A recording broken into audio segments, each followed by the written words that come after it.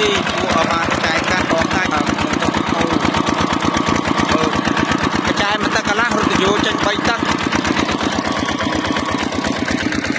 cua lại con em kho ngoài lại tua nó tiên trong 10 mét chiên là tua lên trong 5 mét đào là trong đuôi chung đào làm trong đuôi chung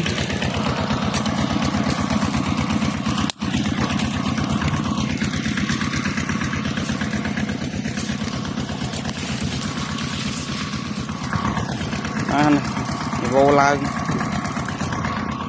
tất xanh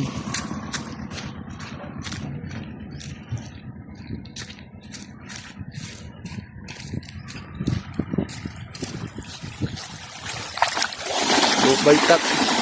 xanh